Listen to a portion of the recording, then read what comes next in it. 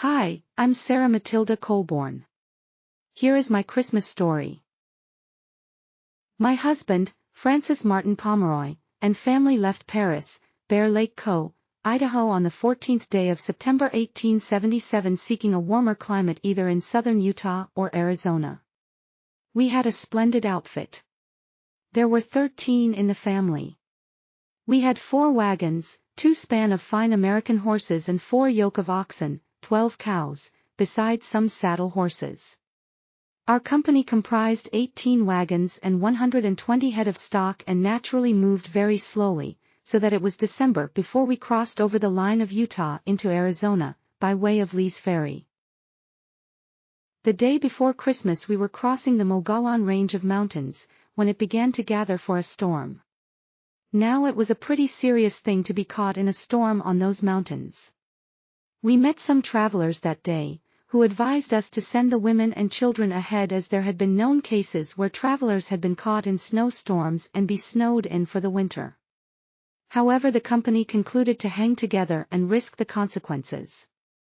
Our camp was made at Pine Springs on Christmas Eve, and the snow was coming down pretty heavily at the time. I remember thrusting my hand out a number of times during the night from the wagon, hoping to find a cessation of the storm, and could feel the big feathery flakes as the snow came down. When morning came, what a sight!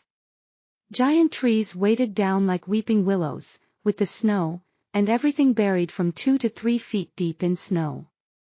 I remember, at about the break of day, Chazai Robson called out, "I wish you all a Merry Christmas," but there was a very faint response. It was certainly a gloomy sight. After digging out the wood piles, and having breakfast, the men started out to hunt the stock. They found them huddled up in sheltered places, to get away from the storm. After the herd was started, the lightest loaded wagons were selected to break the track, taking turns as the horses became wearied from fighting the snow. During the day we met a sleigh carrying the mail, and the track made by it made traveling easier.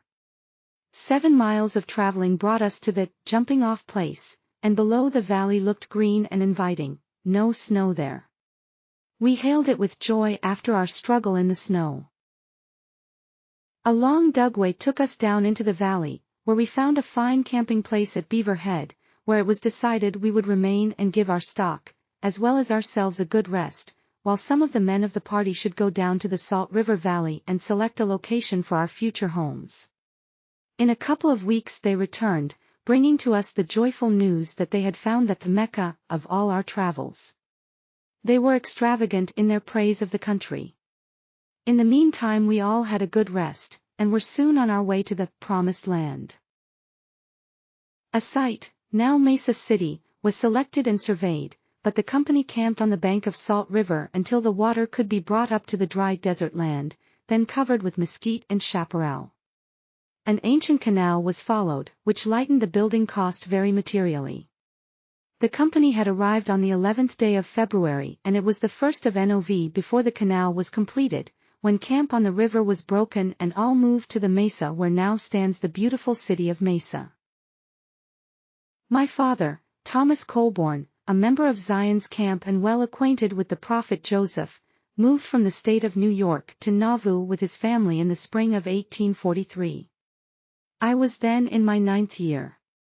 Upon arriving there, we camped down by the river in a little log cabin, near the Hilbert Stone house. The day after our arrival, I was out in the yard when a gentleman rode up and inquired for Thomas Colborn. Of course I did not know who it was, but there was something so noble and dignified in his appearance that it struck me forcibly. My father soon came out and shook him cordially by the hand, and called him Brother Joseph. I knew then it was the prophet. Father invited him in and he alighted and followed him into the house. He soon told his errand. It was quite an exciting time just then.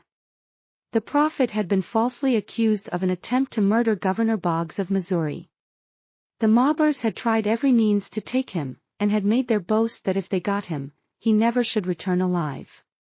Porter Rockwell, a firm friend of Joseph's, had been kidnapped and taken to Missouri as an accomplice, and was about to have his trial, but money was scarce wherewith to pay the lawyer's fees. Joseph requested my father to lend him $100 to pay the lawyer who defended Porter Rockwell. He explained the situation, and father freely counted out the money.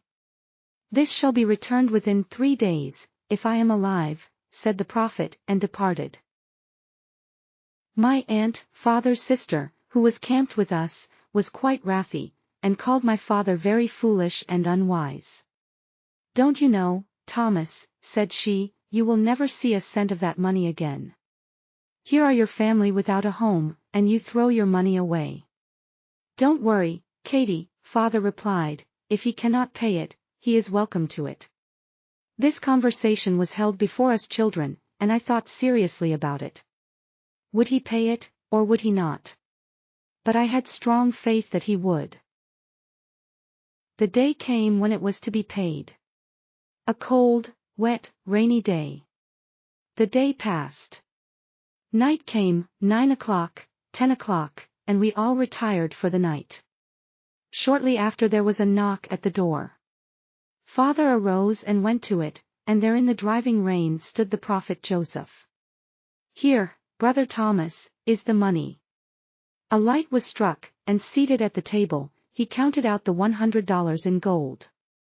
He said, "Brother Thomas, I have been trying all day to raise this sum, for my honor was at stake. God bless you." My aunt had nothing to say. She afterwards left the church. My testimony is that Joseph Smith was truly a prophet of God. This incident I have related strengthened my testimony.